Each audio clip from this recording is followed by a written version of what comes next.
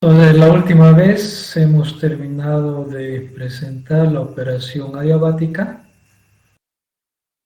que describe el comportamiento adiabático de un reactor tubular de flujo pistón. Y como habrán advertido, se puede describir a través de la línea o trayectoria de operación adiabática en el caso que tratemos una sola estequiometría. Y eso determina la operación de cierta manera y además que es un enfoque similar en los tres reactores que hemos revisado hasta el momento, ¿no? En los tres principales reactores. En el caso del reactor tubular hay que tomar en cuenta el cambio en el flujo volumétrico porque generalmente tratamos reacciones gaseosas que se ven afectadas en términos del cambio en su volumen, en este caso el flujo volumétrico que atraviesa, debido al cambio en composición, debido a la reacción o reacciones, y en el caso mesotérmico, a las variaciones en temperatura que afectan el volumen, ¿no? Y eso lo hemos tratado de mostrar con un enfoque apropiado utilizando expresiones relativas, aplicando una ecuación de estado, en este caso la del gas ideal, la más simple, y en el caso de una sola estequiometría se puede escribir en términos de conversión. Bueno, la operación adiabática es una de las más empleadas, ya vimos por qué, pero en caso de que se deba controlar o regular de mejor manera la temperatura dentro o a lo largo de este reactor tubular, debemos sí o sí implementar un sistema con transferencia de calor y esta operación se llama politrópica, ¿no? Entonces ahí tienen los balances de masa y energía. El balance de masa es el mismo en todos casos y el balance de energía obviamente es en su forma completa, que incluye el término de transferencia de calor y en este caso el coeficiente U por el área específica del reactor, que recordemos es 4 veces sobre el diámetro interno, ¿no? Para un reactor cilíndrico recto. Y ese término es variable, es función de la posición o del volumen, y se hace técnicamente algo difícil poder implementar un sistema de control automatizado. Muy bien, entonces no es nada más que manejar o aplicar el balance de energía en su forma completa en comparación con la operación adiabática. ¿Me explico?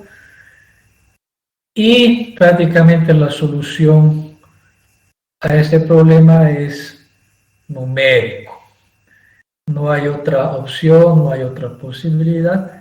Debemos resolver simultáneamente ecuaciones diferenciales. En el caso de una sola estequiometría, podemos no escribir los balances de masa para cada especie, simplemente para la especie reactiva limitante como A, y escribir ese balance de masa en términos de conversión, como hemos estado haciendo. De ahí reducimos solo a una ecuación diferencial más el balance de energía, que es una segunda ecuación diferencial. Tenemos dos ecuaciones con dos variables a seguir, la conversión y temperatura, así que constituyen un sistema cerrado de ecuaciones diferenciales. Entonces, en el mejor de los casos, reducimos a resolver dos ecuaciones diferenciales en términos de conversión y temperatura, y para casos generales y más complejos, hay que resolver el conjunto de las ecuaciones diferenciales como balances de masa porque ya están escritos en términos de variaciones de flujos molares. Esa es la estrategia. La verdad no hay mucha estrategia que aplicar, es básicamente una tarea numérica.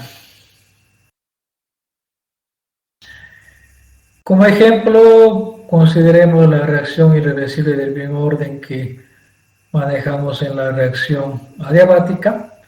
Entonces su balance de masa se reduce a esta ecuación que estoy enmarcando y que la reducimos en términos de conversión, ¿no? Que da como resultado la ecuación 67. Ese sería el balance de masa en términos de conversión. Y ahí la velocidad de reacción obviamente es función de la temperatura y es función también de la conversión, que lo vamos a desarrollar posteriormente. El balance de energía en el segundo término derecho solo tiene una contribución de una reacción y la sumatoria solo se reduce a un término R por menos delta RH, ¿no? Entonces esas son las dos ecuaciones diferenciales que hay que resolver en este caso. Si quieren alguna pequeña simplificación, R es común y podemos unir los dos balances, ¿no?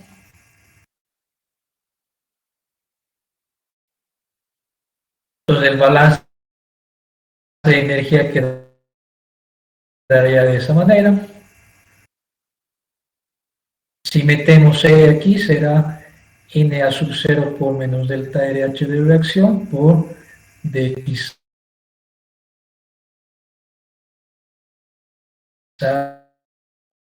de si eso pasa a dividir, tendríamos el parámetro delta T adiabático, ¿no?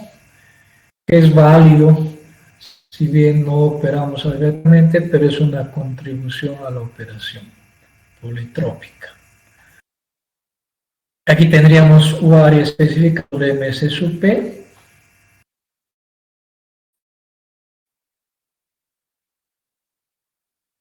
que obviamente podemos tal vez agrupar un parámetro de transferencia de calor, donde es importante el área específica del reactor, por supuesto, y la capacidad calorífica del flujo másico que atraviesa este reactor, ¿no?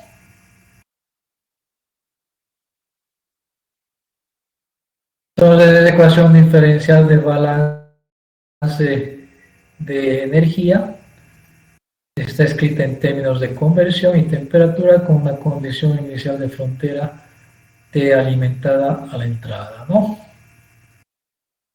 ¿Qué sucede con el balance de masa?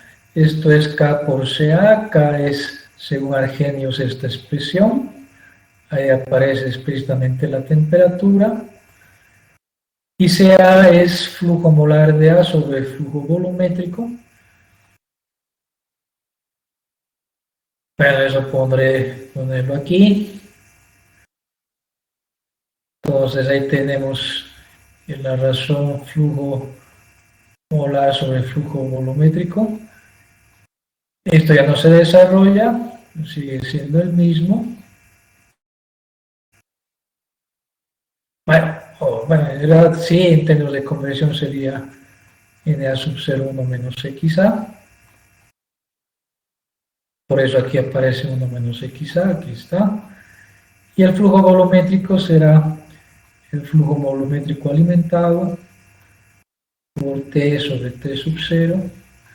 Y para una estequiometría 1 más epsilon XA. Por eso 1 más epsilon XA aquí aparece en el denominador. Entonces epsilon contiene el término estequiométrico y el término de la composición alimentada, o sea que condensa esos dos factores en el cambio del flujo volumétrico, básicamente.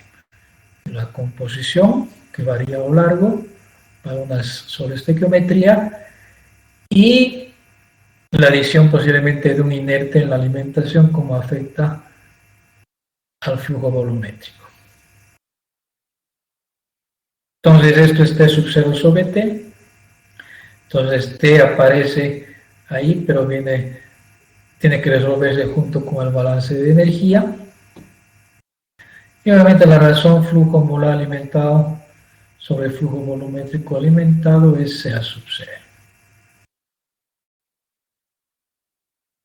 Entonces, más ya no se puede desarrollar. Esta ecuación diferencial está escrita en términos de temperatura, que aparece ahí, y en términos de conversión, que aparece ahí. El balance de energía es función de la temperatura y es función de la conversión, porque esta misma ecuación diferencial debe acoplarse ahí. Entonces son dos ecuaciones diferenciales. Generalmente a la entrada o alimentación la conversión es nula todavía, así que esa es su condición inicial. Y hay que resolver simultáneamente para describir la conversión y la temperatura a lo largo del reactor. Entonces, en el mejor de los casos, reducimos a resolver dos ecuaciones diferenciales, y para los casos más reales, interesantes y desafiantes, hay que resolver más ecuaciones diferenciales simultáneamente, por ejemplo, las reacciones múltiples, ¿no?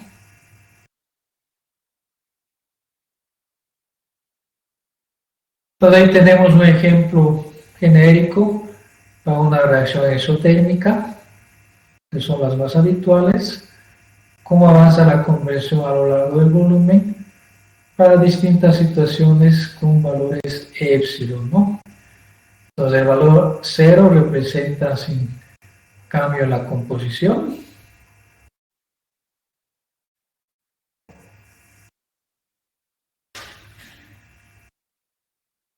Pero si bien la composición no afecta el flujo volumétrico, pero sí la temperatura, ¿no? Y eso está obviamente considerado en esta solución numérica. Un valor de psi1 significa un incremento en el número de moles y un valor menos 0,5 significa una reducción. Entonces la conversión avanza progresivamente. Bueno, al principio, por los primeros tramos del reactor parece que no hay una diferencia notoria, pero a medida que progresa la reacción, obviamente el impacto de epsilon es claro, ¿no? Hay mucha diferencia en estas curvas y hay que considerar eso, si no se cometería un error al no hacerlo. Como la temperatura y conversión son dependientes linealmente hablando, entonces la forma o perfil de esas líneas en términos de temperatura va a ser similar. No, mentira, eso sería para el caso adiabático, estamos en el politrópico, ¿no? Entonces eso no es válido. En el caso politrópico hay que considerar la transferencia de calor. Fíjense también en los primeros tramos del reactor no hay diferencia alguna en términos de psi. No, epsilon es esto, no psi.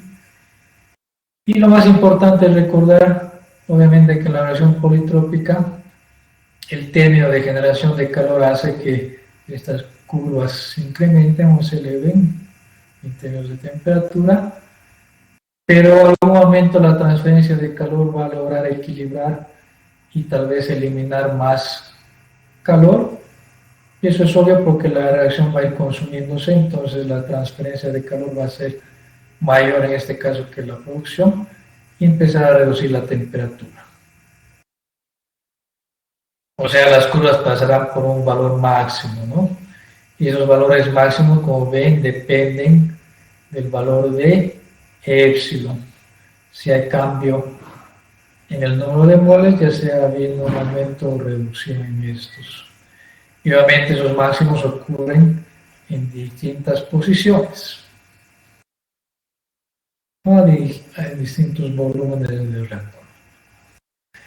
Entonces, estas curvas modelan el comportamiento y son importantes para tener una descripción de lo que sucede a través de este reactor. Ahí pueden Ahí podemos advertir, por ejemplo, qué temperatura máxima se puede alcanzar en el reactor y si ésta cumple algún criterio de estabilidad o técnico, no sobrepasar un valor límite, y además podemos saber en qué posición del reactor se encuentra ese punto máximo, esa temperatura máxima o punto caliente llamado habitualmente, ¿no? Eso para cuestiones de estabilidad técnica y de control segura del reactor. Esa es rápidamente una exposición de la operación politrópica.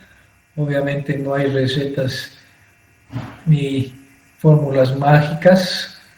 Cada problema hay que analizarlo desde su fundamento y obviamente la tarea más importante es resolver numéricamente las ecuaciones. Esa ya es una habilidad, una tarea numérica, no es ni química ni física, para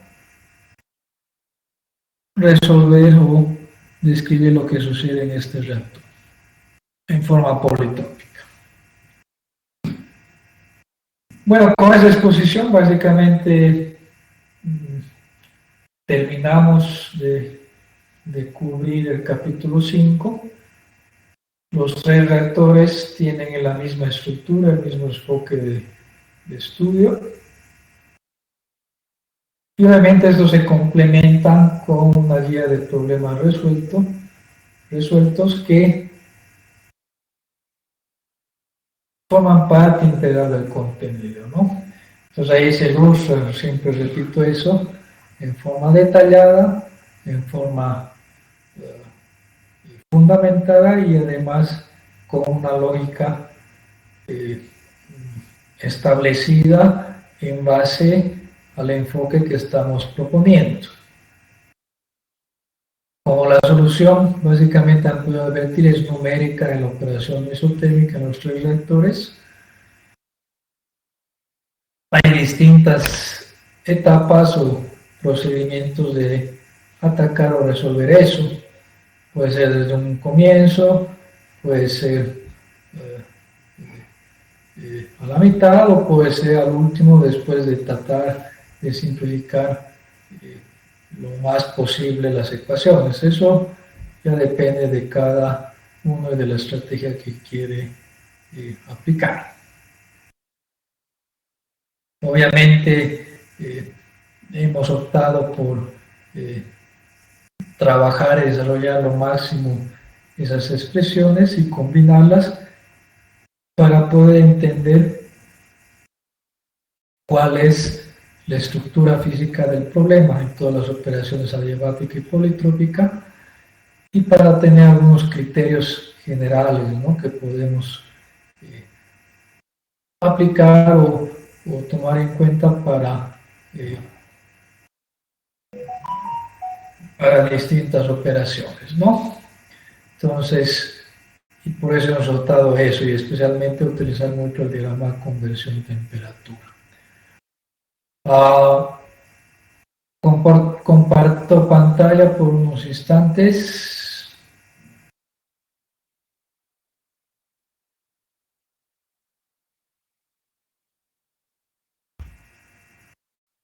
Me iré a la página de la facultad.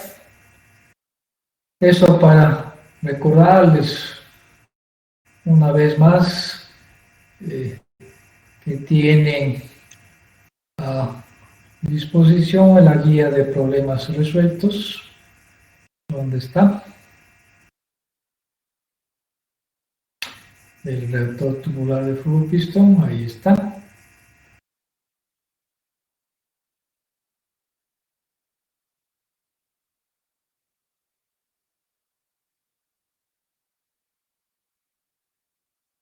Deben ser 4 o 5 máximos problemas donde se ilustran los conceptos y los fundamentos que hemos repasado.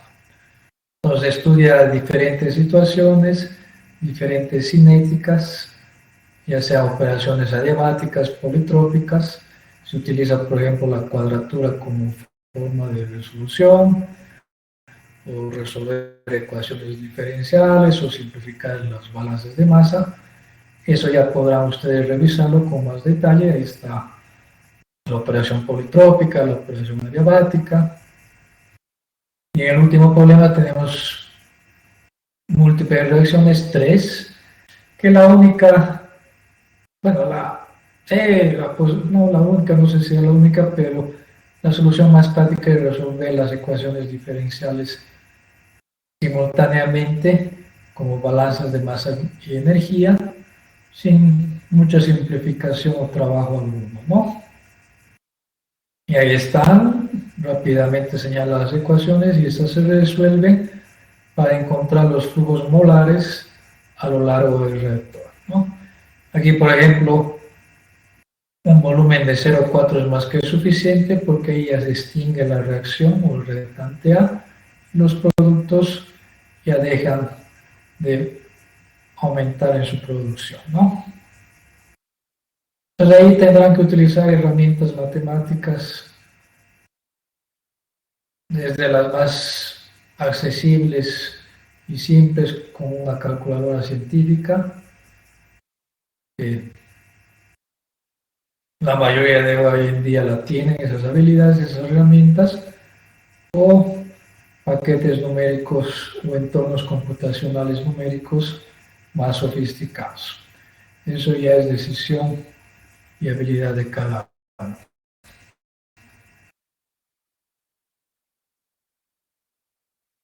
Muy bien, dejo de compartir y no hay mucho más que contar o hablar. Con eso concluimos el capítulo 5.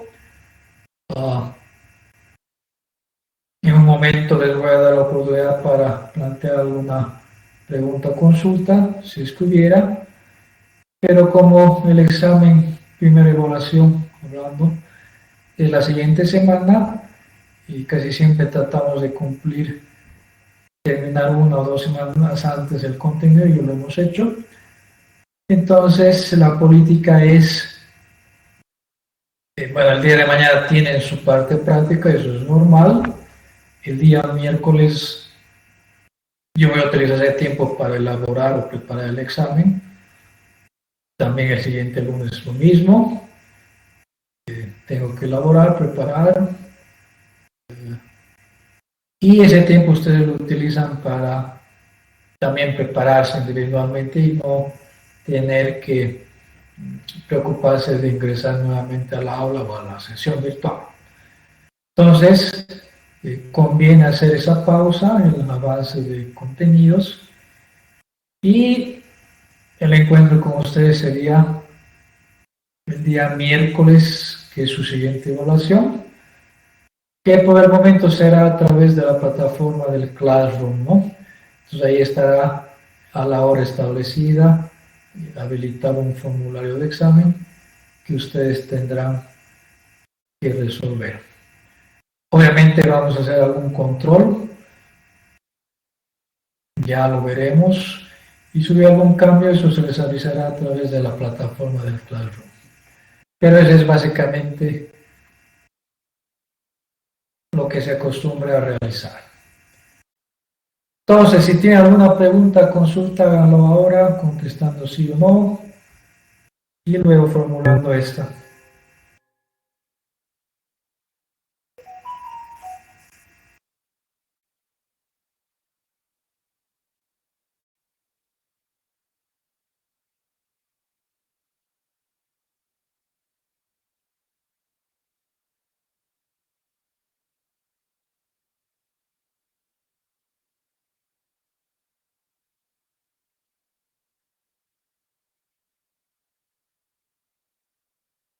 Bueno, todos contestan sin preguntas.